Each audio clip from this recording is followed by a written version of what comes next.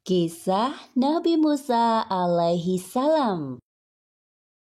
Kisah ini disebutkan dalam Al-Quran, surat Al-Qasas ayat 7 hingga ayat 13. Diceritakan bahwa saat Musa masih bayi, ibu Nabi Musa diperintahkan Allah Subhanahu wa Ta'ala untuk menghanyutkan bayinya ke Sungai Nil.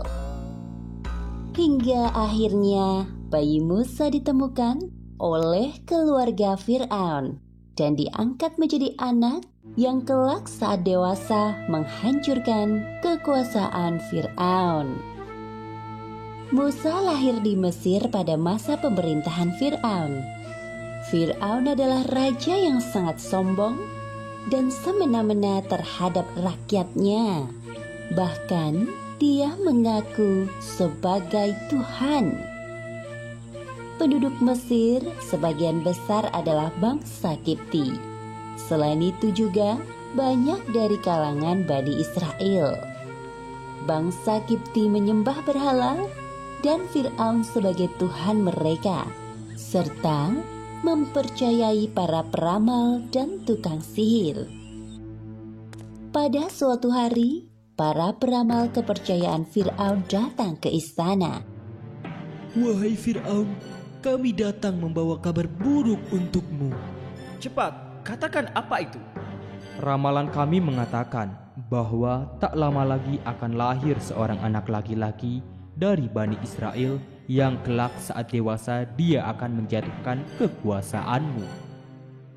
Apa maksud ucapan kalian? Kami melihat hal buruk menimpamu di masa akan datang.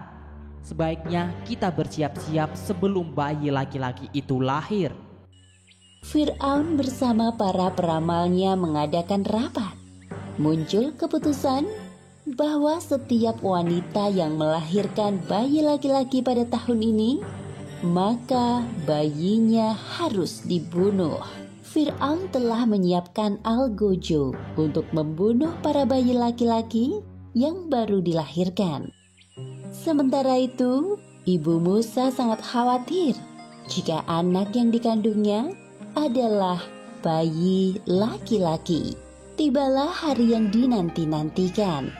Ternyata bayi yang dilahirkan ibu Musa adalah bayi laki-laki. Perasaan ibu Musa campur aduk antara senang dan sedih. Pada saat itu, ia mendapatkan ilham dari Allah.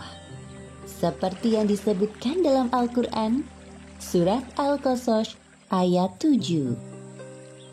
Dan kami ilhamkan kepada ibu Musa, susuilah dia, dan apabila kamu khawatir terhadapnya, maka jatuhkanlah dia ke Sungai Nil. Dan janganlah kamu khawatir, dan janganlah pula bersedih hati, karena sesungguhnya kami akan mengembalikannya kepadamu dan menjadikannya salah seorang dari para rasul. Ya Allah, hamba titipkan anak ini padamu. Hamba mohon, jaga dan lindungi dia. Ibu Musa menyuruh kakak perempuan Musa untuk mengikuti kemana arah peti itu berlabuh. Ternyata peti itu sampai ke istana kerajaan Fir'aun dan ditemukan oleh istri Fir'aun. Wahai bayi laki-laki yang tampan, telah lama sekali aku menginginkan kehadiran seorang putra, dan sekarang kau hadir di hadapanku. Asia sangat senang dan membawa bayi Musa ke hadapan suaminya. Wahai suamiku tersayang, lihatlah apa yang aku bawa. Bayi siapa itu? Bayi laki-laki ini ditemukan para dayang di sekitar istana. Aku mohon padamu, angkatlah dia menjadi anak kita. Kau tidak sedang bercanda bukan? Bayi laki-laki? Apakah kau lupa akan peraturan yang telah aku buat? Wahai suamiku, jangan kau bunuh bayi ini. Melihat bayi ini, hatiku sangat bahagia. Ia adalah penghibur bagi kita, wahai suamiku. Itu bagimu, namun tidak bagiku. Setelah perdebatan yang cukup panjang, akhirnya hati Fir'aun luluh juga saat melihat bayi Musa. Asia sangat senang dan segera mencari ibu susu untuk bayi Musa. Wahai ratu, bayi ini tidak mau menyusu kepada ibu susu manapun. Sepertinya kami harus mencari ke pelosok negeri ini. Oh, baiklah kalau begitu. Laporkanlah padaku jika kalian menemukan wanita itu. Katakan padanya, aku akan berikan hadiah yang sangat banyak. Mendengar kabar tersebut, kakak perempuan Musa menawarkan ibunya kepada dayang istana untuk menyusui bayi laki-laki itu. Ketika para dayang sampai di rumah ibu Musa, ternyata bayi laki-laki itu mau menyusu dengan lahap. Tidak ada yang tahu bahwa sebenarnya wanita ini adalah ibu kandung bayi laki-laki itu. Esoknya, ibu Musa pergi ke istana. Aku sangat berterima kasih kepadamu, wahai ibu. Terimalah segala pemberianku ini sebagai hadiah. Dan aku mohon padamu, tinggallah di istana ini selama masa menyusui Musa. Wahai ratu, maaf sekali, saya tidak bisa tinggal di istana ini karena ada keluarga yang membutuhkan saya di rumah. Jika diperbolehkan, biarkan bayi ini saya bawa sampai masa persusuan berakhir. Oh, baiklah kalau begitu, tidak ada pilihan lain. Ibu Musa meninggalkan istana bersama bayi Musa dengan perasaan bahagia. Seperti yang disebutkan dalam Al-Quran, surat Al-Qasas ayat 13. Maka kami kembalikan Musa kepada ibunya, supaya senang hatinya dan tidak berduka cita, dan supaya ia mengetahui bahwa janji Allah itu adalah benar. Tetapi kebanyakan manusia tidak mengetahuinya. Setelah masa menyusui Musa berakhir, ibu Musa menyerahkan Musa kecil ke tengah-tengah keluarga Fir'aun. Wahai suamiku, lihatlah Musa. Lucu sekali dia. Tidakkah kau ingin menggendongnya? Bawa kemari anak itu. Fir'aun menggendong Musa kecil di pelukannya. Lalu Musa menarik jenggot Fir'aun sampai tercabut dan berdarah. Seketika itu Fir'aun melepaskan Musa dari pelukannya. Dasar anak nakal. Aku yakin anak ini yang akan menjatuhkan kekuasaanku kelak. Sabarlah wahai suamiku. Dia hanya anak-anak. Wahai pengawal, siapkan pedang yang tajam. Besok akan aku bunuh anak ini. Asia berpikir bagaimana cara agar suaminya tidak jadi membunuh Musa. Kemudian Asia mendapatkan sebuah ide. Wahai suamiku, sebelum kau bunuh Musa, biarkan aku buktikan kepadamu bahwa Musa hanya anak-anak yang suka bermain. Apa yang ingin kau buktikan? Tingkahnya hanya membuatku kesal dan marah. Asia menyiapkan sepiring roti dan bara api. Lalu dia menyuruh Musa memilih salah satu di antara keduanya. Ternyata Musa kecil memasukkan bara api ke dalam mulutnya. Sontak Musa pun kepanasan dan lidahnya terbakar. Perhatikanlah wahai suamiku, jikalau Musa yang sudah bisa berpikir, tentu dia akan memilih roti yang lezat itu. Tolong, urungkanlah niatmu untuk membunuhnya. Dari peristiwa itu, Fir'aun percaya bahwa Musa hanyalah anak-anak seperti pada umumnya. Lalu, Musa kecil diasuh keluarga Fir'aun sampai usianya beranjak dewasa. Kisah ini disebutkan di Al-Quran surat Al-Qasas ayat 14 hingga ayat 28. Diceritakan bahwa selama tinggal di istana Fir'aun, Musa mempelajari berbagai ilmu pengetahuan. Musa dewasa tumbuh menjadi orang yang cerdas dan tahu bahwa dirinya bukanlah anak Fir'aun. melainkan keturunan dari Bani Israel. Demikianlah cara Allah memberikan pengetahuan kepada Musa yang kelak akan menghancurkan kekuasaan Fir'aun. Ketika sedang berjalan-jalan, Musa melihat 2 orang laki-laki sedang berkelahi. Satu orang Kipti, yaitu penduduk asli Mesir, dan satunya lagi dari kalangan Bani Israel. Musa pun mendekati mereka berdua. Wahai Musa, tolonglah aku. Musa berniat membantu karena kasihan melihat kaumnya sedang terdesak. Musa meninju wajah orang Kipti dengan sekali pukulan. Tak disangka orang tersebut jatuh dan langsung meninggal dunia. Ya Allah, aku terpengaruh bisikan setan. Tolong ampuni perbuatanku. Musa bertaubat atas perbuatan yang tidak sengaja dilakukan dan Allah Subhanahu wa Ta'ala mengampuninya. Seperti yang disebutkan dalam Al-Quran surat Al-Qasas ayat 16. Maka Dia, Allah, mengampuninya.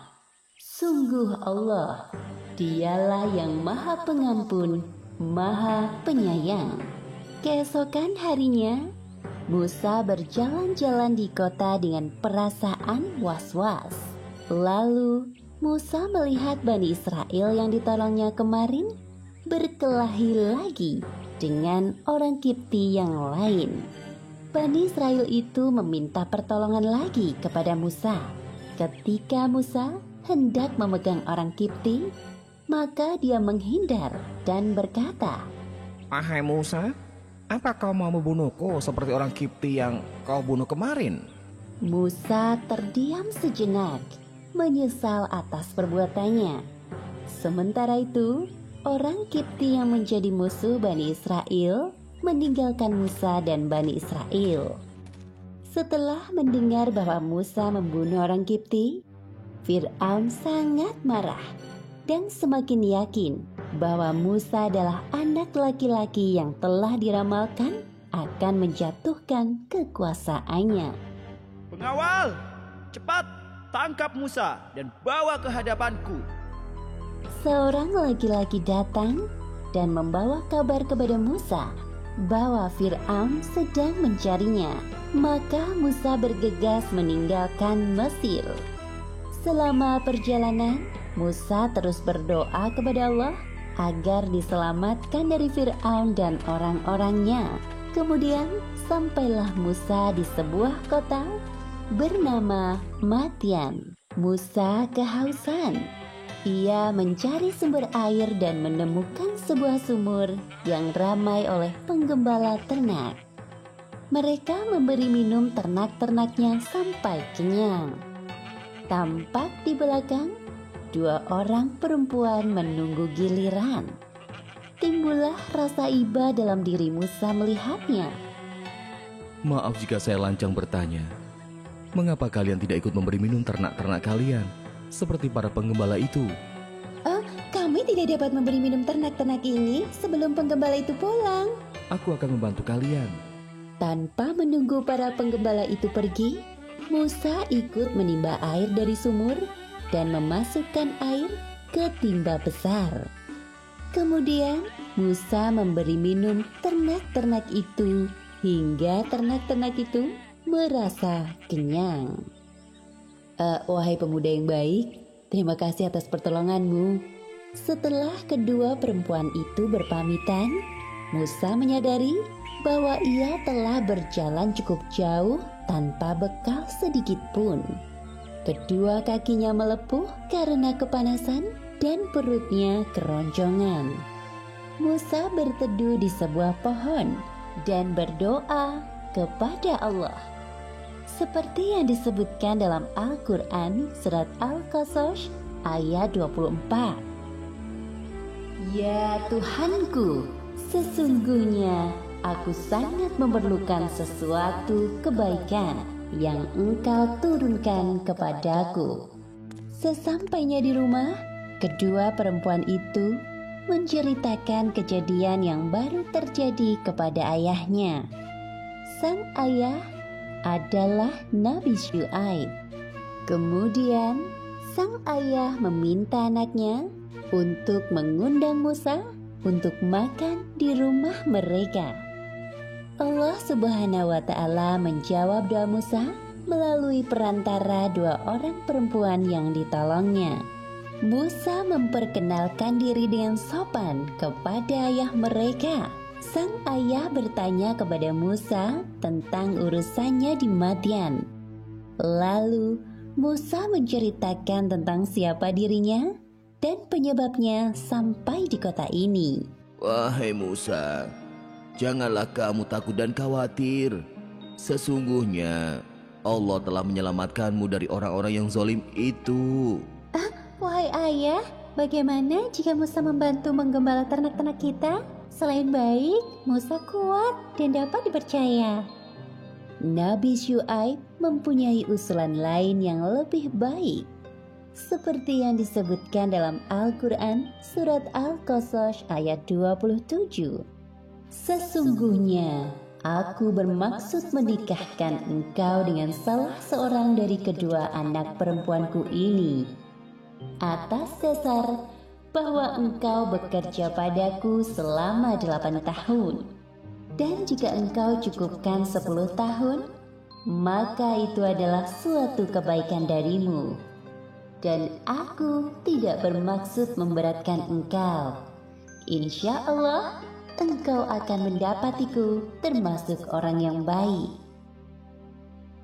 Setelah perjamuan makan berakhir, Musa tinggal dan bekerja di rumah itu, mengurus semua hewan ternak yang jumlahnya sangat banyak.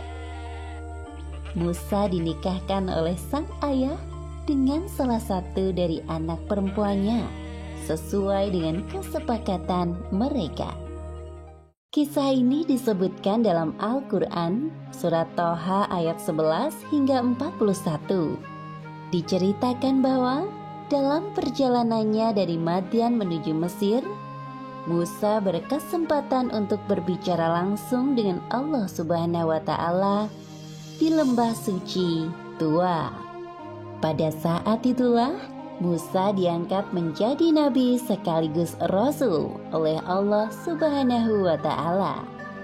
Kurang lebih 10 tahun lamanya Musa hidup di Madian. Setelah menyelesaikan kesepakatan dan tugas dari ayah mertuanya, Musa beserta keluarganya pergi ke Mesir. Tibalah mereka di sebuah lereng gunung. Langit tampak semakin gelap dan udara terasa dingin. Musa berusaha menghidupkan api untuk penerangan dan penghangat badan. Namun api sulit menyala. Berkali-kali mencoba, hasilnya tetap sama. Tunggulah kalian di sini. Aku melihat cahaya di sebelah sana. Barangkali itu nyala api yang dapat menghangatkan tubuh kita. Baiklah wahai suamiku, kami akan menunggumu di sini. Kemudian Musa menuju arah cahaya yang nampak di kejauhan. Ternyata benar, ada nyala api besar dari sebatang pohon. Tiba-tiba terdengar suara memanggil namanya. Dialah Allah Subhanahu wa Ta'ala.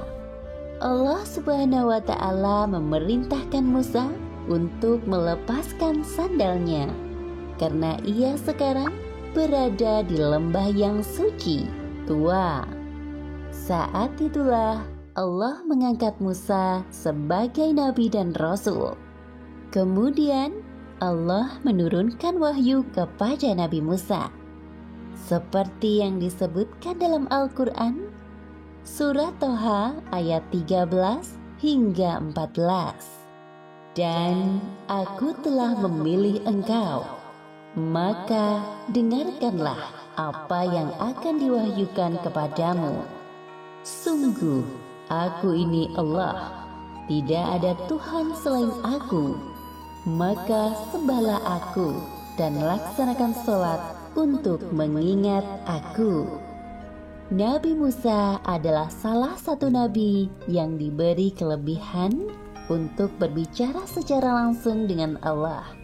Seperti yang disebutkan dalam Al-Quran, Surat Toha ayat 17. Dan apakah yang ada di tangan kananmu, wahai Musa? Ini tongkat yang membantu berjalan untuk mencari makanan bagi ternak peliharaan kami dan juga untuk keperluan yang lainnya. Kemudian Allah menyuruh Nabi Musa melemparkan tongkatnya. Nabi Musa melemparkan tongkatnya ke tanah. Tiba-tiba tongkat itu berubah menjadi ular besar. Nabi Musa surut ke belakang karena ketakutan melihat tongkatnya berubah menjadi ular besar. Allah menghibur Nabi Musa yang ketakutan. Seperti firman-Nya dalam Al-Quran, Surat Toha ayat 18. Peganglah ia dan jangan takut. Kami akan mengembalikannya kepada keadaan semula. Lalu, Nabi Musa diperintahkan Allah untuk memasukkan tangannya ke dalam lengan baju. Seperti yang disebutkan dalam Al-Quran, Surat Toha ayat 22. Dan kepitlah tanganmu ke ketiakmu. Niscaya ia keluar menjadi putih bercahaya tanpa cacat, sebagai mukjizat yang lain. Tugas Nabi Musa selanjutnya adalah berdakwah kepada Fir'aun yang mengaku dirinya sebagai Tuhan. Beliau merasa takut karena dulu secara tidak sengaja pernah membunuh seorang Kipti, penduduk asli Mesir, yang menyebabkannya melarikan diri kematian. Ya Allah, aku mohon padamu, mudahkan langkahku menghadapi Fir'aun. Jadikan saudaraku, Harun sebagai temanku berdakwah kepada Fir'aun, karena ia lebih ahli dalam berbicara dan berdebat dibanding aku. Permintaan Nabi Musa dikabulkan Allah. Melalui peristiwa ini, Allah mengangkat Nabi Musa menjadi Rasul. Seperti yang disebutkan dalam Al-Quran, Surat Toha ayat 41. Dan aku telah memilihmu menjadi Rasul untuk diriku. Kisah ini disebutkan di Al-Quran, Surat Asy-Syu'ara ayat 16 hingga 51. Diceritakan bahwa setelah Nabi Musa mendapatkan wahyu, beliau diperintahkan Allah berdakwah kepada Fir'aun. Atas permintaan Nabi Musa, Allah mengirim saudaranya Harun untuk membantunya ketika berhadapan dengan Fir'aun. Allah Subhanahu wa Ta'ala juga mengangkat Harun menjadi seorang nabi. Sebelum berhadapan langsung dengan Fir'aun, mereka bertarung dengan ahli sihir Fir'aun terlebih dahulu. Terjadi banyak perubahan setelah beberapa tahun kepergian Nabi Musa dari Mesir. Di banyak tempat, Nabi Musa melihat kaumnya, yaitu Bani Israel, sedang diperbudak oleh Fir'aun. Menyaksikan hal tersebut, beliau merasa sedih. Nabi Musa dan Nabi Harun pergi menuju istana Fir'aun. Aku hanya mengenalmu, wahai Harun. Siapa laki-laki di sampingmu itu? Ini adalah Musa, adikku. Aku pikir engkau tidak melupakannya, wahai Fir'aun. Kami berdua adalah Rasul utusan Allah. Wahai Fir'aun, tujuan kami datang kemari adalah memintamu agar membebaskan kaum Bani Israel dari perbudakan yang kejam. Jadi kau ini Musa, berani sekali datang kemari. Ingatkah dirimu bahwa kami telah mengasuhmu dari masa kanak-kanak sampai dewasa dengan fasilitas yang mewah? Lalu setelah membunuh kaumku, kau malah melarikan diri. Sekarang kau datang dan meminta hal yang tidak masuk akal. Dasar tidak tahu berterima kasih. Perlakuan Fir'aun saat mengasuh Nabi Musa saat kecil tidak sebanding dengan penyiksaan yang dilakukannya kepada kaum Bani Israel. seperti yang disebutkan dalam Al-Quran surat Asy-Syu'ara ayat 22. Dan itulah kebaikan yang telah engkau berikan kepadaku. Sementara itu engkau telah memperbudak Bani Israel. Perihal pembunuhan orang Kipti itu, aku tidak sengaja melakukannya. Lalu aku bertaubat dan keluar dari Mesir. Kemudian aku bertemu dengan Tuhan semesta alam. Tuhankulah yang menganugerahkan ilmu dan kerasulan padaku. Siapa yang kau maksud Tuhan semesta alam itu? Aku yang telah memberikanmu semua ilmu kepadamu. Jadi, akulah Tuhanmu. Dialah Allah Subhanahu wa Ta'ala. Benar apa yang dikatakan Musa. Allah adalah Tuhan semesta alam yang menciptakan langit dan bumi beserta segala isinya. Omong kosong. Pandai sekali kalian membual. Wahai Fir'aun, Dia Allah adalah Tuhanmu dan Tuhan nenek moyang kita dahulu. Sungguh, Tuhanmu telah salah dengan mengutus rasul-rasul yang gila seperti kalian. Dia Allah adalah Tuhan penguasa timur dan barat, serta apa yang ada di antara keduanya. Dengarkan baik-baik, wahai Musa dan Harun, jika kalian menyembah Tuhan selain aku, maka penjara tempat kalian selanjutnya. Nabi Musa dan Nabi Harun berdebat dengan santun dan suara yang lembut. Walaupun Fir'aun mengancam akan memasukkan keduanya ke dalam penjara, tidak ada rasa takut sedikit pun, karena mereka yakin selalu berada dalam lindungan Allah Subhanahu wa Ta'ala. Wahai Fir'aun, apakah engkau akan tetap memenjara kami jika aku perlihatkan bukti-bukti kerasulanku? Baiklah, tunjukkan kepada kita semua yang ada di ruangan ini. Semua orang menunggu apa yang akan dilakukan oleh Nabi Musa. Nabi Musa melemparkan tongkatnya, dan tiba-tiba tongkat itu berubah menjadi ular yang besar. Semua orang yang melihat merasa ketakutan. Hah? Wah, menakutkan sekali.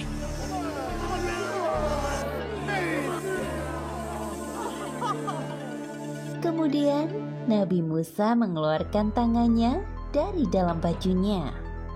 Tiba-tiba tangan itu bercahaya. Dalam hatinya, orang-orang yang berada di ruangan itu kagum dengan mukjizat Nabi Musa.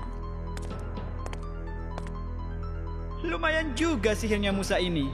Aku yakin kedatangan Musa kali ini ingin menghancurkanmu dengan sihirnya. Lalu apa rencanamu, wahai Fir'aun? Wahai pengawal, tangkap mereka berdua dan jebloskan ke dalam penjara.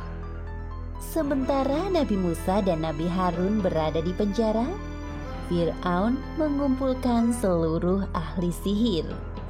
Setelah ditentukan waktunya, tibalah saatnya pertarungan antara Nabi Musa dan para ahli sihir yang jumlahnya tidak sedikit. Hari ini, kita akan menyaksikan pertarungan antara Musa si pengkhianat dan kemudian ahli sihir dari berbagai penjuru negeri. Wahai Fir'aun, apa yang kami peroleh jika dapat mengalahkan Musa? Kami ingin hadiah yang besar. Jangan khawatir, masing-masing dari kalian akan aku beri jabatan yang tinggi. Silakan kalian mulai dulu. Demi Fir'aun, pasti kami akan menang.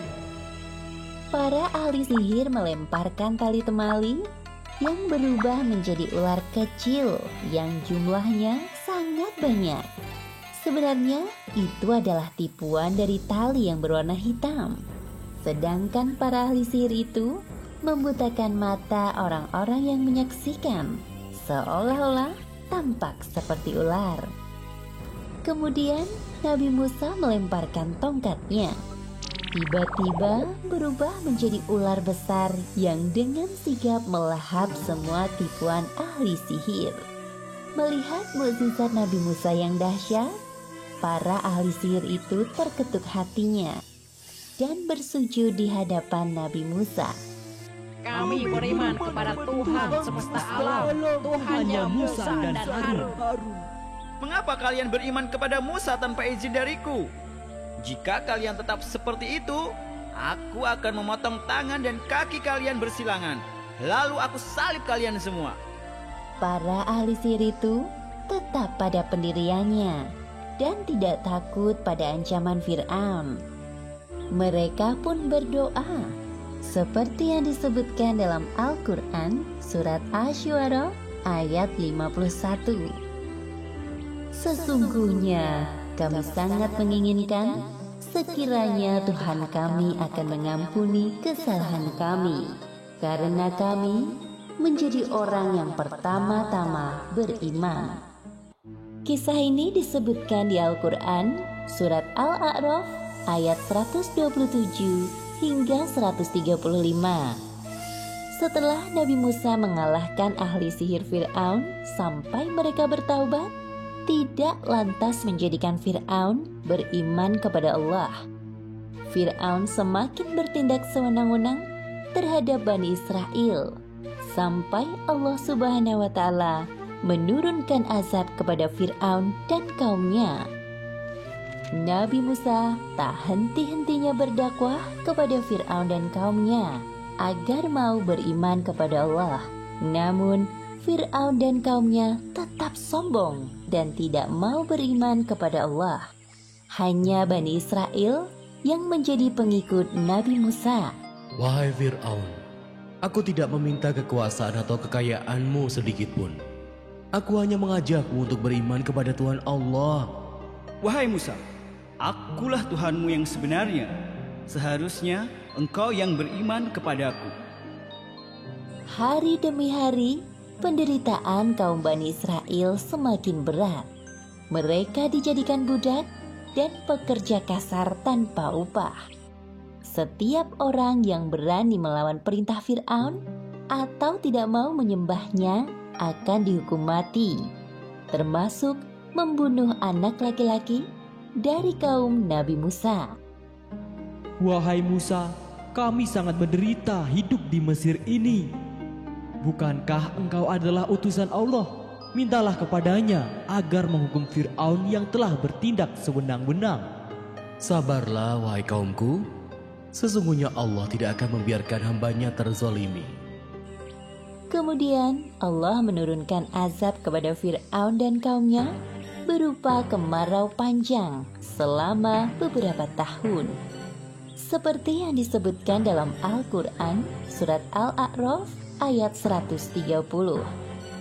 Dan sungguh kami telah menghukum Fir'aun dan kaumnya dengan mendatangkan musim kemarau bertahun-tahun dan kekurangan buah-buahan agar mereka mengambil pelajaran. Wahai Fir'aun, kita sudah melakukan berbagai cara agar langit menurunkan hujan. Namun belum ada hasil. Kami telah memperbanyak persembahan, namun sepertinya usaha kami sia-sia. Fir'aun sedang berpikir bagaimana caranya agar hujan turun. Ia tidak mau kelihatan bodoh di hadapan kaumnya.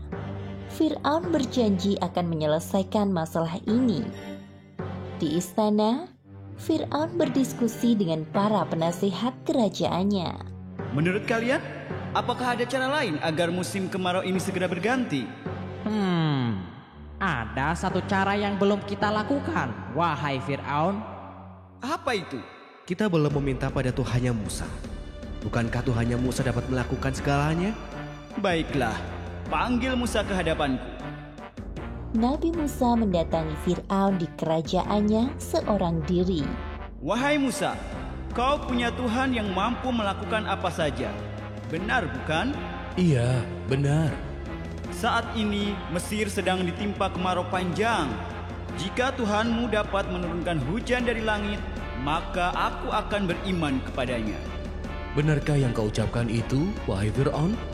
Tentu, jika Tuhanmu dapat melakukan apa yang tidak bisa aku lakukan, aku akan beriman kepadanya. Semua orang yang ada di sini saksinya. Baiklah kalau begitu. Nabi Musa berdoa kepada Allah di hadapan Fir'aun dan para penasehat kerajaan. Ya Allah, Zat yang menahan hujan, turunkanlah hujan untuk masyarakat Mesir. Sebelum sampai Nabi Musa menurunkan tangannya, hujan turun dengan derasnya. Hujan? Ore! Itu suara hujan. Memang sudah sekarang saatnya hujan turun. Fir'aun mengingkari janjinya. Ia tidak memuji Allah, malah mengatakan hal yang kufur. Nabi Musa sangat kecewa dengan sikap Fir'aun dan kaumnya. Namun, beliau tidak patah semangat dalam berdakwah.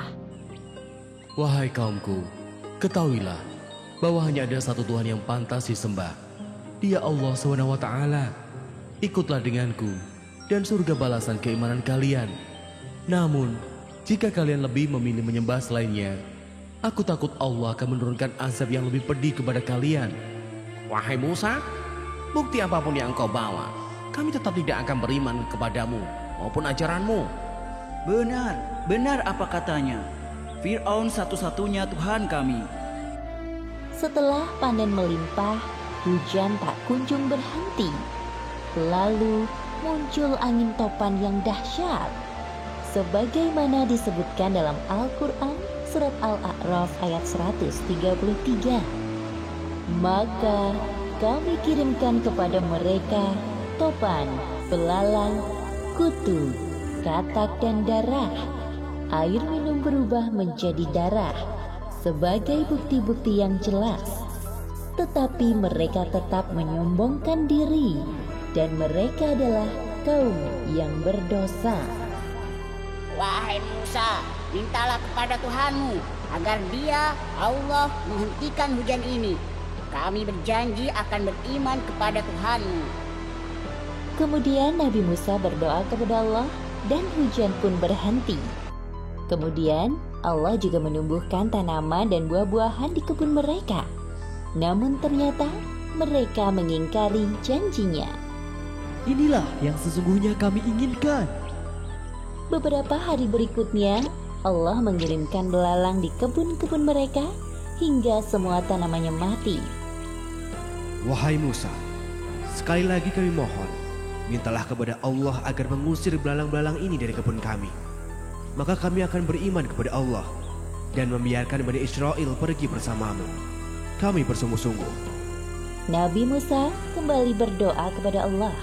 Setelah Allah menghilangkan belalang di kebun mereka mengingkari janjinya lagi. Kejadian itu terulang sampai Allah menurunkan kutu-kutu pada hasil panen mereka. Katak-katak yang memenuhi rumah-rumah mereka hingga air yang berubah menjadi darah. Akibatnya, mereka hampir mati kehausan karena tidak minum. Setelah mereka putus asa, mereka menghadap Fir'aun. Wahai Fir'aun, lihatlah keadaan kami ini. Kami sungguh menderita karena ulah Musa. Ketahuilah bahwa ini semua adalah sihir Musa.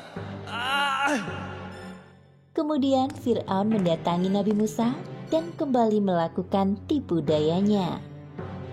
Wahai Musa, jika Tuhanmu mau mencabut semua penderitaan kami, pasti aku dan kaumku mau beriman kepadanya. Aku juga membebaskan Bani Israel dari perbudakan dan membiarkan mereka ikut bersamamu. Mendengar penawaran Fir'aun, Nabi Musa pun kembali berdoa kepada Allah. Ya Allah, ya Tuhanku, untuk yang terakhir kalinya, hamba mohon agar Engkau mencabut semua azab pada Fir'aun dan kaumnya. Dalam sekejap, Allah mengabulkan doa Nabi Musa. Namun malangnya, hal yang sama kembali terjadi. Fir'aun dan pengikutnya tidak bersungguh-sungguh bertaubat. Nabi Musa merasa sangat sedih karena usahanya selama ini sia-sia. Kisah ini disebutkan beberapa kali di Al-Quran. Salah satunya ada di dalam surat Asy-Syu'ara ayat 52 hingga 68.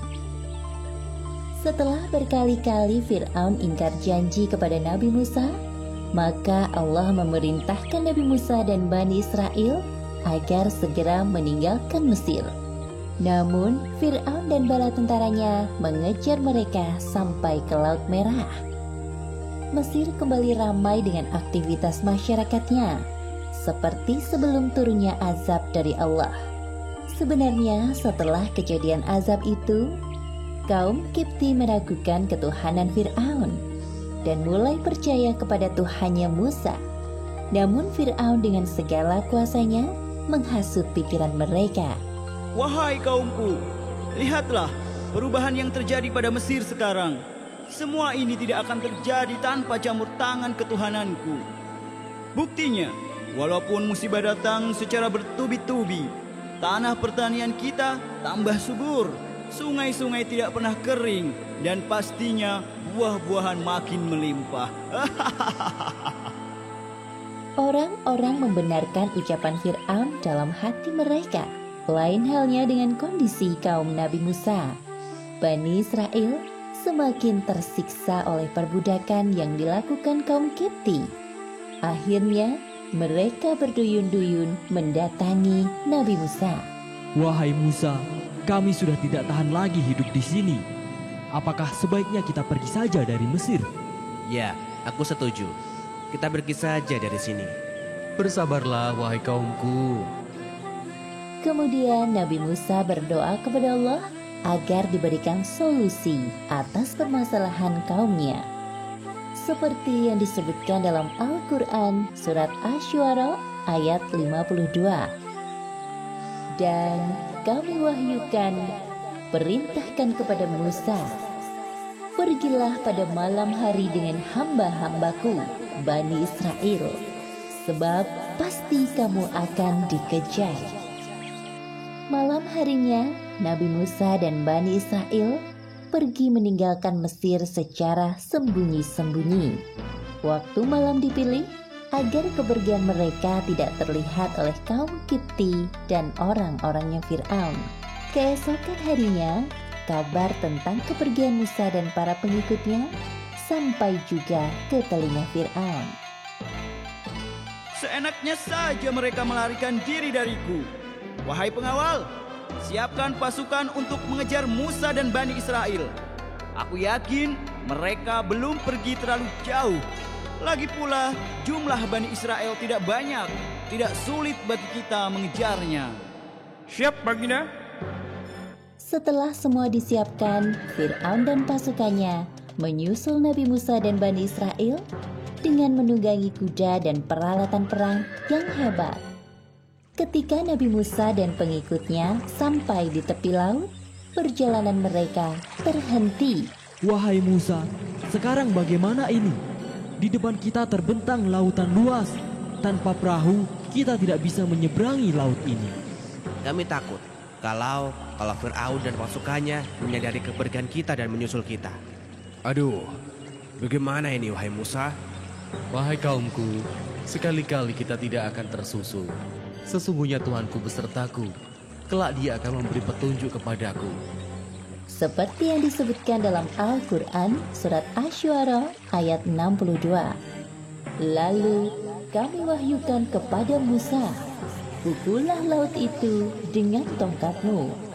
Maka terbelahlah lautan itu, dan setiap belahan seperti gunung yang besar. Lalu Nabi Musa memukulkan tongkatnya ke laut. Seketika itu lautan terbelah menjadi dua. Di tengah-tengahnya terhampar jalan panjang untuk melintas. Masya Allah. Masya Allah. Ayo, kita segera bergegas. Baik. Ayo, cepat. Fir'aun dan para pengikutnya sampai ke tepi Laut Merah. Mereka takjub melihat pemandangan laut yang aneh. Wah, apa ini? Belum pernah aku melihat hal seperti ini sebelumnya. Sihir apa ini hingga membelah lautan? Mereka melewati jalan ini. Ayo kita kejar. Ayo maju pasukan. Ketika Fir'aun dan pasukannya sampai di tengah perjalanan mengejar Musa, tampak Musa dan kaumnya. Lihat, itu Bani Israel. Aku melihatnya. Namun, atas izin Allah, tiba-tiba jalan yang terbentang di antara dua laut itu kembali berubah menjadi laut. Allah menyelamatkan Nabi Musa dan Bani Israel, sedangkan Fir'aun dan pasukannya tenggelam di lautan. Sebelum mati tenggelam, Fir'aun menyadari kesalahannya. Ya Allah, sesungguhnya aku percaya tidak ada Tuhan selain Engkau. Tuhannya Musa dan Bani Israel. Hamba berserah diri kepadamu ya Allah. Tolong selamatkan hamba. Namun semuanya telah terlambat. Allah tidak menerima taubat Fir'aun. Seperti yang disebutkan dalam Al-Quran, surat Yunus ayat 91. Apakah sekarang baru kamu beriman, padahal sesungguhnya engkau telah durhaka sejak dahulu, dan engkau termasuk orang yang berbuat kerusakan. Sedangkan di pihak Musa, Bani Israel masih khawatir dengan keadaan musuhnya. Wahai Musa, apakah Fir'aun dan para pengikutnya benar-benar tenggelam di laut ini? Ya, kami agak ragu. Karena Fir'aun mengaku-ngaku bahwa dirinya Tuhan yang tidak akan mati. Pastikan mereka tenggelam di laut. Tidak mungkin mereka masih hidup. Bukankah begitu, wahai Musa? Benar wahai kaumku, Fir'aun dan pasukannya tenggelam di laut. Namun Allah menyelamatkan jasad Fir'aun sebagai pelajaran bagi manusia di masa mendatang. Bahwa kisah Fir'aun yang kejam dan mengaku-ngaku sebagai Tuhan benar-benar kisah nyata. Kisah ini disebutkan dalam Al-Quran pada surat Al-A'raf ayat 138 hingga 145. Diceritakan bahwa setelah Nabi Musa beserta Bani Israel selama dari kejaran Fir'aun, mereka meninggalkan Mesir dan melanjutkan perjalanan menuju kota Palestina. Di tengah perjalanan, tibalah Nabi Musa dan Bani Israel di suatu pemukiman penduduk. Terlihat bahwa penduduk di daerah itu masih menyembah patung berhala. Melihat fenomena tersebut, Bani Israel mulai resah. Mereka pun mengungkapkan keresahannya kepada Nabi Musa. Wahai Musa, buatkanlah kami patung seperti orang-orang yang memuliakan Tuhannya itu. Apa yang kalian maksud dengan Tuhan? Itu adalah patung-patung berhala yang mereka sembah. Kalian ini seharusnya lebih baik dari mereka. Nabi Musa sangat kecewa dan sedih mendengar permintaan kaumnya itu. Padahal jelas-jelas Bani Israel baru saja diselamatkan Allah Subhanahu wa Ta'ala dari kejaran Fir'aun dan pasukannya. Wahai kaumku, bukankah Allah telah menyelamatkan kalian dari kekejaman Fir'aun? Sesungguhnya Allah sangat memuliakan golongan dari kalian. Seperti yang disebutkan dalam Al-Quran, surat Al-A'raf ayat 140. Dia, Musa berkata, pantaskah aku mencari Tuhan untukmu selain Allah? Padahal dia telah melebihkan kamu atas segala umat pada masa itu. Mendengar apa yang disampaikan oleh Nabi Musa, barulah Bani Israel menyadari kekeliruannya. Pada malam harinya, Nabi Musa mendapatkan petunjuk melalui mimpi bahwa ia diutus Allah untuk pergi ke bukit Tur Sina. Sebagaimana yang disebutkan dalam Al-Quran, surat Al-A'raf ayat 142. Dan kami telah menjanjikan kepada Musa memberikan Taurat 30 malam, dan kami sempurnakan jumlah malam itu dengan 10 malam lagi. Maka sempurnalah wahyu yang diberikan Tuhannya 40 malam. Keesokan harinya sebelum berangkat, Nabi Musa meminta kepada Nabi Harun untuk mengawasi kaumnya agar tidak menyimpang dari perintah Allah. Wahai saudaraku, Harun, gantikanlah aku dalam memimpin kaumku. Teruslah membimbing mereka dalam kebaikan, dan jangan engkau mengikuti ajakan mereka yang sesat. Insya Allah, wahai Musa, aku akan melaksanakan amanah darimu dengan segala kemampuanku. Nabi Musa juga berpamitan dengan kaumnya, Bani Israel. Wahai kaumku, aku diperintahkan oleh Allah untuk menerima wahyu yang kedua. Taatlah kalian dengan perintah dari saudaraku, Nabi Harun. Dialah pemimpin kalian selama aku pergi. Setelah berpamitan, Nabi Musa pergi ke Bukit Tur Sina, tempat pertama kali beliau menerima wahyu dari Allah. Ketika tiba waktu yang telah ditetapkan oleh Allah, sampailah Nabi Musa di Bukit Tur Sina. Pada tempat inilah terjadi pembicaraan antara Nabi Musa dengan Allah. Kemudian Nabi Musa memohon kepada Allah agar dapat melihat wujud Allah. Ya Tuhanku, tampakkanlah dirimu kepadaku agar aku dapat melihat Engkau. Allah menjawab permintaan Nabi Musa seperti yang disebutkan dalam Al-Quran surat Al-A'raf ayat 143. Allah berfirman, "Engkau tidak akan sanggup melihatku, namun lihatlah ke gunung itu. Jika ia tetap pada tempatnya sebagai sedia kala, niscaya engkau dapat melihatku." Ketika Allah menampakkan keagungannya melalui gunung yang ada di depan Nabi Musa, gunung tersebut hancur. Seketika itu juga Nabi Musa kaget dan pingsan. Beberapa menit kemudian, Nabi Musa terbangun. Beliau pun menyadari bahwa tidak sepantasnya ia meminta hal tersebut kepada Allah. Subhanallah, Maha Suci Allah, aku bertobat kepadamu dan aku adalah orang yang pertama-tama beriman. Kemudian Nabi Musa mendapatkan kitab Taurat yang berisi tentang ajaran atau perintah bagi kaumnya, yaitu Bani Israel. Nabi Musa adalah nabi sekaligus rasul yang dipilih oleh Allah untuk mengemban risalahnya dan dilebihkan kemampuannya dari manusia lain pada masa itu, seperti dapat berbicara langsung dengan Allah. Demikianlah akhir kisah Nabi Musa menerima kitab Taurat dari Allah. Kisah ini disebutkan beberapa kali dalam Al-Quran. Di antaranya dalam surat Toha ayat 85 hingga 98 dan surat Al-A'raf ayat 148 hingga 153. Ketika Nabi Musa menerima kitab Taurat di Gunung Tur Sina, Allah menguji keimanan Bani Israel dengan patung anak sapi. Seperti yang disebutkan dalam Al-Quran, surat Toha ayat 85, Dia, Allah, berfirman, "Sungguh, kami telah menguji kaummu setelah engkau tinggalkan, dan mereka telah disesatkan oleh Samiri." Setelah kepergian Nabi Musa, Bani Israel tidak mau patuh pada perintah Nabi Harun. Bahkan, Nabi Harun diancam akan dibunuh jika terus mengajak mereka berbuat baik. Sungguh, Bani Israel adalah kaum yang zalim. Di antara mereka ada seseorang yang bernama Samiri. Ia berusaha mempengaruhi Bani Israel agar mau menyembah patung yang dibuatnya.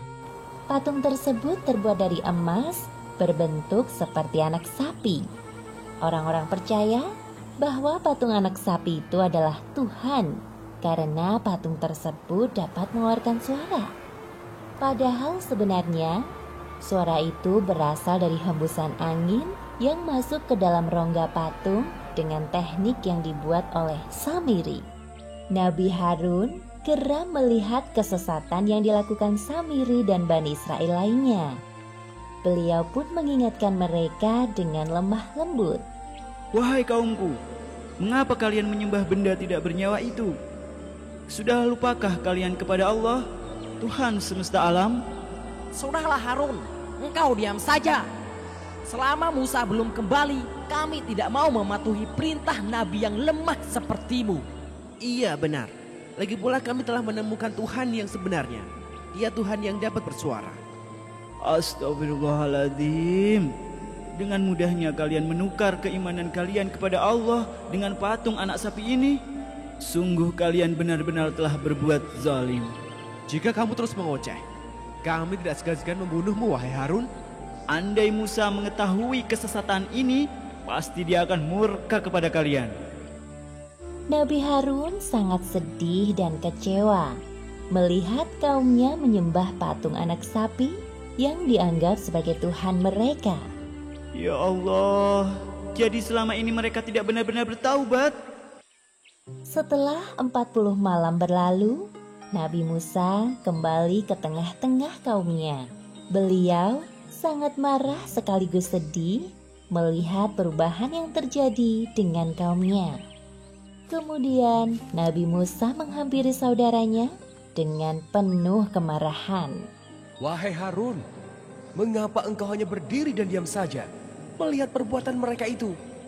Engkau tidak sungguh-sungguh menjalankan amanatku. Nabi Harun kaget melihat Nabi Musa yang tiba-tiba datang melabraknya. Tenanglah wahai saudaraku, dengarlah penjelasanku dahulu. Aku telah mengingatkan mereka, namun mereka tidak mau mendengarkanku. Kaummu menganggapku lemah, tidak memiliki kekuatan sepertimu, dan mereka hampir saja membunuhku. Astagfirullahaladzim, maafkan aku wahai saudaraku. Nabi Musa menyadari kekeliruannya dan segera meminta maaf kepada Nabi Harun. Kemudian Nabi Musa berdoa kepada Allah seperti yang disebutkan dalam Al-Quran surat Al-A'raf ayat 151. Dia, Musa, berdoa, "Ya Tuhanku, ampunilah aku dan saudaraku, dan masukkanlah kami ke dalam rahmat Engkau. Dan Engkau adalah Maha Penyayang dari semua penyayang." Setelah itu, Nabi Musa langsung menghampiri kaumnya yang sedang menyembah patung anak sapi. Menyadari kedatangan Nabi Musa, Bani Israel mulai resah. Sebenarnya mereka takut dan segan kepada Nabi Musa yang kuat. Namun, entah mengapa keimanan mereka mudah sekali dipalingkan dari Allah. Aduh, bagaimana ini? Musa telah kembali. Iya, Musa pasti memarahi kita. Wahai kaumku, apa yang telah kalian kerjakan selama aku pergi? Bukankah Allah telah menjanjikan surga bagi kalian yang beriman?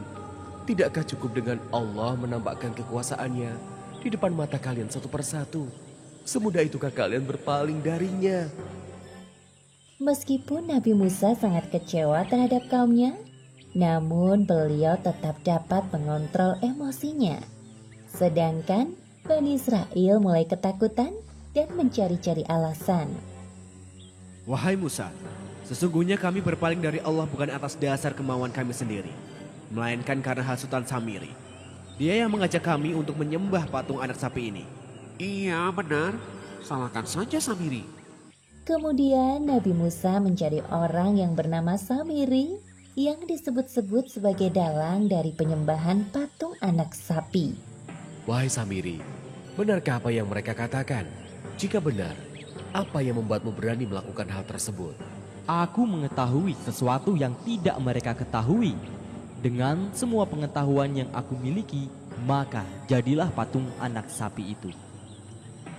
Mendengar jawaban Samiri, Nabi Musa semakin geram. Beliau pun mengusir Samiri dari tempat itu. Samiri meninggalkan tempat tersebut sambil menundukkan kepala. Kemudian, Nabi Musa mengutus kaumnya untuk membakar patung anak sapi dan membuang abunya ke laut. Seperti yang disebutkan dalam Al-Quran, surat Toha ayat 98. Sungguh, Tuhanmu hanyalah Allah, tidak ada Tuhan selain Dia, pengetahuannya meliputi segala sesuatu. Kisah ini disebutkan di Al-Quran surat Al-Baqarah ayat 67 hingga 73. Dalam kisah ini, Allah Subhanahu wa Ta'ala memperlihatkan sikap buruk kaum Bani Israel saat diperintahkan untuk menyembelih sapi betina pada zaman Nabi Musa alaihi salam. Perintah penyembelihan sapi betina ini dimaksudkan untuk menunjukkan kebesaran Allah Subhanahu wa Ta'ala dalam mengungkapkan pelaku pembunuhan. Pada zaman pemerintahan Nabi Musa alaihi salam, terjadi peristiwa yang menggemparkan di kalangan kaum Bani Israel. Seorang saudagar kaya raya terbunuh dan mayatnya dibuang di pelataran desa tetangga. Hal ini membuat kaum Bani Israel saling tuduh-menuduh dan akhirnya meminta tolong kepada Nabi Musa untuk menemukan pelakunya. Wahai umatku, aku telah berdoa kepada Allah Subhanahu wa Ta'ala untuk ditunjukkan wajah si pelaku pembunuhan. Namun ada satu syarat yang harus kalian penuhi. Apa itu wahai Musa alaihissalam? Allah Subhanahu wa Ta'ala memerintahkan kalian untuk mencari seekor sapi betina, kemudian menyembelihnya. Mendengar hal tersebut, mereka kembali ke tengah-tengah kaum dan memberitahukan hasilnya. Bagaimana mungkin kita disuruh untuk menyembelih sapi, padahal nenek moyang kita dahulu sangat memuliakan sapi. Kenapa tidak yang lain saja? Aku merasa keberatan dengan permintaan itu. Ya. Aku juga sangat keberatan. Tanyakan saja sendiri kepada Musa. Keesokan harinya, beberapa orang dari kaum Bani Israel mendatangi Musa. Wahai Musa, ini ada orang mati. Kami ingin mencari siapa pembunuhnya. Namun, engkau menyuruh kami menyembelih seekor sapi betina. Apa hubungannya sapi dengan orang mati? Sesungguhnya, ini adalah perintah Allah Subhanahu wa Ta'ala agar kalian menyembelih sapi betina. Jangan membodohi kami dengan perintah itu, wahai Musa. Aku bukan orang bodoh, padahal aku adalah utusan Allah Subhanahu wa Ta'ala. Seperti yang disebutkan dalam surat Al-Baqarah ayat 67. Dan ingatlah, ketika Musa berkata kepada kaumnya, Allah memerintahkan kamu agar menyembelih seekor sapi betina. Hal ini menunjukkan sikap buruk kaum Bani Israel, yaitu suka membantah saat mendapat perintah dari Allah Subhanahu wa Ta'ala.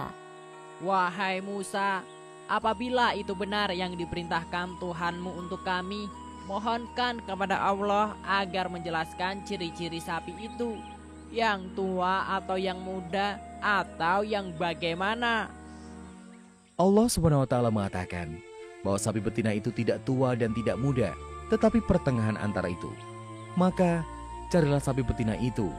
Kaum Bani Israel itu pulang dan kembali lagi keesokan harinya menghadap Nabi Musa. Wahai Musa, kami masih belum paham perihal sapi itu. Mintalah kepada Allah untuk menunjukkan warna sapi betina itu agar kami mudah mencarinya. Allah Subhanahu wa Ta'ala mengatakan bahwa sapi betina itu yang kuning warnanya dan menyenangkan pandangan orang yang melihat. Hal yang sama berulang terjadi di hari berikutnya. Mereka kembali mendatangi Nabi Musa. Maafkan kami, wahai Musa. Sekali lagi mohonkan kepada Allah untuk menjelaskan tentang sapi betina itu. Insya Allah, jika Allah menghendaki, kami akan mudah mendapatkan sapi betina yang dimaksud.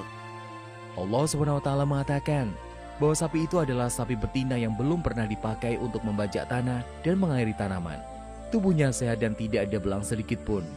Nah, sekarang barulah kami mengerti perihal sapi betina itu.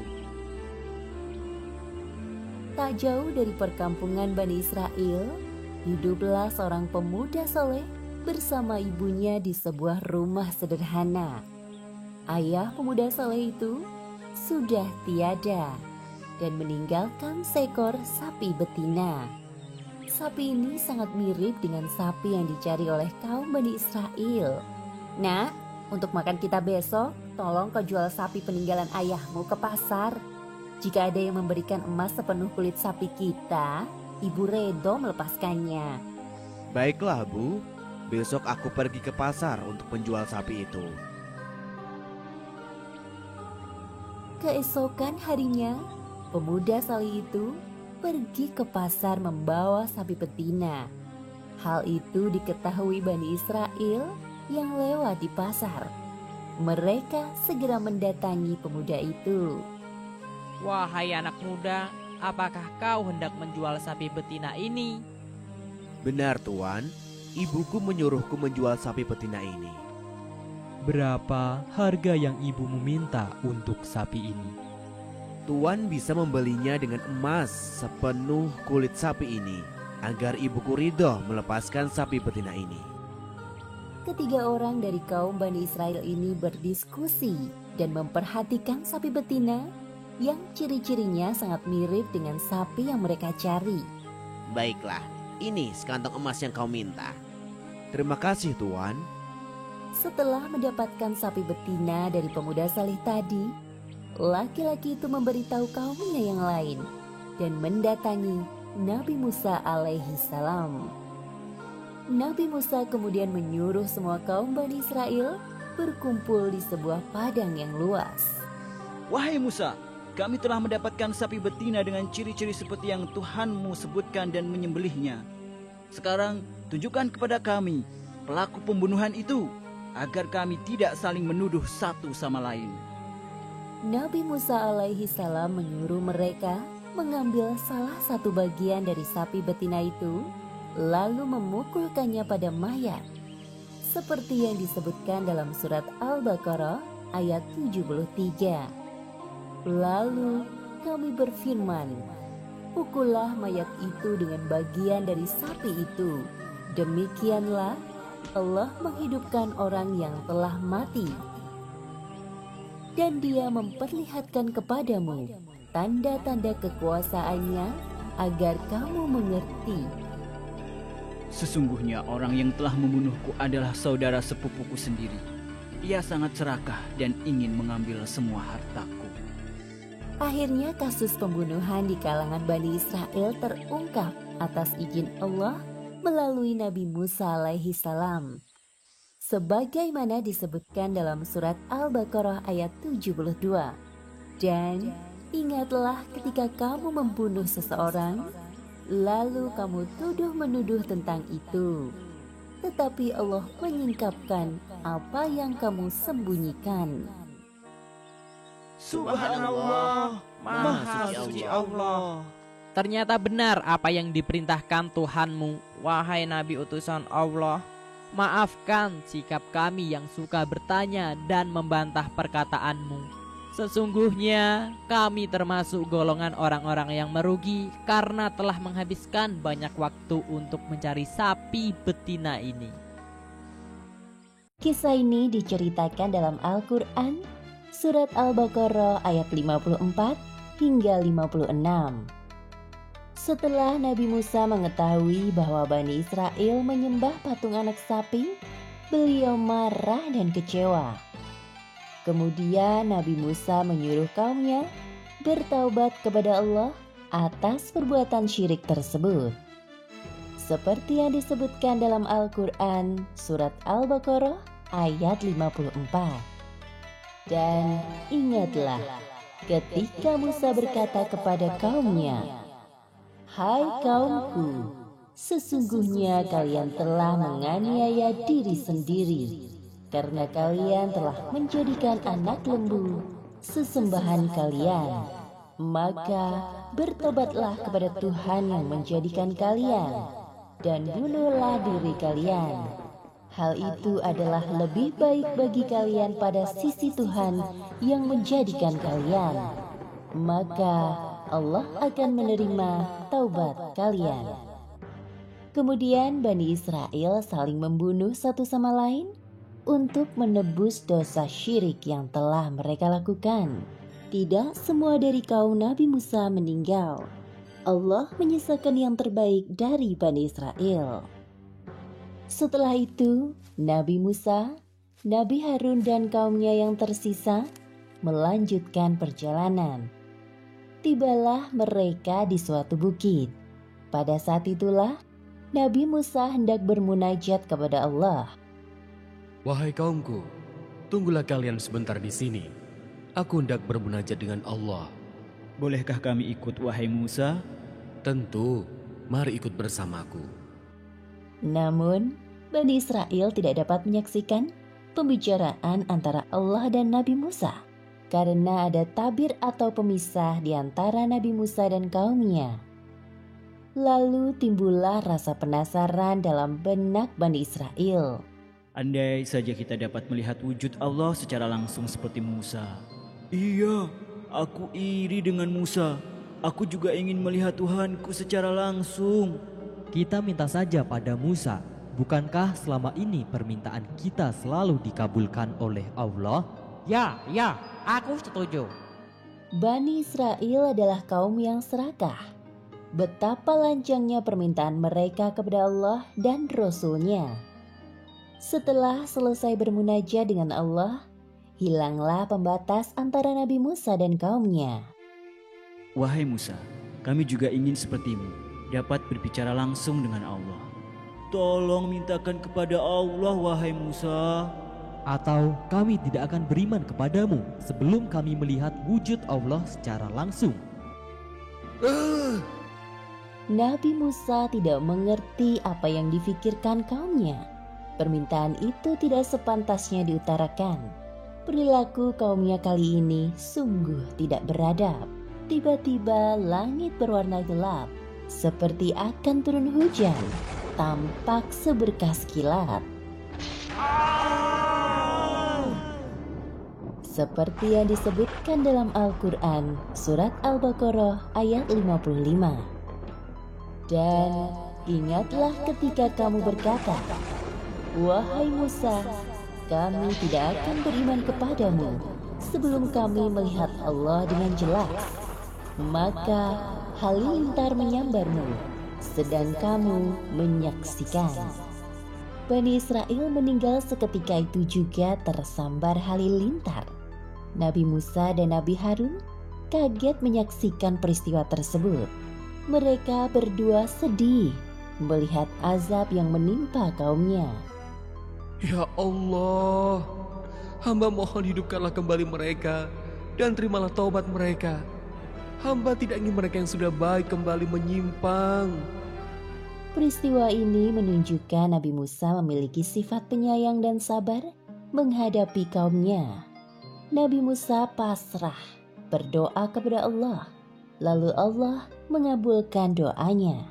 Sungguh Allah Maha Pengampun, seperti yang disebutkan dalam Al-Quran surat Al-Baqarah ayat 56. Kemudian kami membangkitkan kamu setelah mati, agar kamu bersyukur. Bani Israel yang tersambar halilintar akhirnya dihidupkan kembali oleh Allah. Mereka menyadari kekhilafannya kepada Nabi Musa dan kembali bertaubat kepada Allah. Kisah ini disebutkan dalam Al-Quran, surat Al-Baqarah ayat 57 hingga 61, dan surat Al-Maidah ayat 21 hingga 26. Pada cerita sebelumnya, Bani Israel tersambar halilintar akibat kelancangan mereka. Setelah dihidupkan kembali oleh Allah dan bertaubat, mereka bersama-sama dengan Nabi Musa dan Nabi Harun melanjutkan perjalanan menuju Palestina. Nabi Musa, Nabi Harun, dan Bani Israel berjalan menyusuri padang yang tandus. Saat itu, matahari bersinar terik. Namun anehnya, Nabi Musa dan kaumnya tidak merasa kepanasan. Inilah salah satu kenikmatan yang diberikan Allah kepada kaum Bani Israel. Aneh sekali ya, sedari tadi awan itu terus menaungi perjalanan kita, sehingga kita sama sekali tidak merasa kepanasan. Iya, benar. Aku juga merasa begitu. Wahai kaumku, sesungguhnya inilah nikmat Allah kepada kalian. Setelah berjalan cukup jauh, Bani Israel merasa lapar. Wahai Musa, sebenarnya sejak tadi kami menahan lapar. Suara perut siapa itu? Tidak ada yang mengaku. Nabi Musa tersenyum mendengar keributan kecil yang diperbuat kaumnya. Kemudian beliau berdoa kepada Allah agar memberi makanan untuk kaumnya. Seperti yang disebutkan dalam Al-Quran, surat Al-Baqarah ayat 57. Kami menurunkan kepadamu mana dan salwa. Makanlah makanan yang baik-baik dari rejeki yang telah kami berikan kepadamu. Bani Israel sangat bersemangat makan dan wajah mereka berbinar-binar. karena menikmati kelezatannya. Wah, lezat sekali makanan ini. Wahai Musa, Iya benar, baru pertama kali ini kami memakannya. Semua makanan ini berasal dari Allah. Jangan lupa kalian bersyukur kepadanya. Kami telah kenyang, wahai Musa. Namun sekarang kami kehausan. Nabi Musa memohon air untuk kaumnya kepada Allah. Sebagaimana yang disebutkan dalam Al-Quran, surat Al-Baqarah ayat 60. Lalu kami, Allah, berfirman, pukullah batu itu dengan tongkatmu. Kemudian Nabi Musa memukulkan tongkatnya ke sebuah batu besar. Bismillahirrahmanirrahim. Maka muncullah 12 mata air yang memancar dari sisi-sisi batu besar itu. Masing-masing suku mengetahui tempat minumnya. Air tersebut sangat cukup untuk menghilangkan dahaga dari kerongkongan Bani Israel yang kehausan. Permasalahan perut telah teratasi. Sekarang, Nabi Musa dan kaumnya kembali melanjutkan perjalanan. Setelah melakukan perjalanan jauh, akhirnya sampailah mereka di depan gerbang sebuah negeri bernama Palestina. Sebelum memasukinya, Nabi Musa berpesan kepada kaumnya, Wahai kaumku, Allah telah memerintahkan kita untuk menempati suatu negeri yang diberkahi yaitu Palestina. Namun sebelumnya kita harus berperang melawan musuh yang menguasai negeri itu terlebih dahulu. Mendengar perintah Nabi Musa, Bani Israel tampak ketakutan. Mereka saling berpandangan satu sama lain. Wahai Musa, kami sangat takut untuk berperang. Apalagi kami dengar penguasa negeri itu kuat dan kejam. Tampak dua orang laki-laki, yaitu Yusya dan Kalab, dari golongan yang bertakwa di antara mereka, angkat bicara. Mari kita serbu musuh dari pintu gerbang yang itu. Jika kita memasukinya, pasti kita akan menang. Hanya pada Allah kita berserah diri. wahai Musa, sampai kapanpun kami tidak akan mau masuk ke dalam negeri itu selama masih ada penguasa kejam di dalamnya. Kenapa tidak kalian saja yang masuk ke sana, lalu mengalahkan musuh-musuh itu? Kami akan menunggu saja di sini, karena kami sungguh takut. Bani Israel benar-benar telah melampaui batas. Padahal Allah telah memuliakan mereka dengan memberikan segala macam kenikmatan. Nabi Musa marah dan kecewa dengan sikap kaumnya.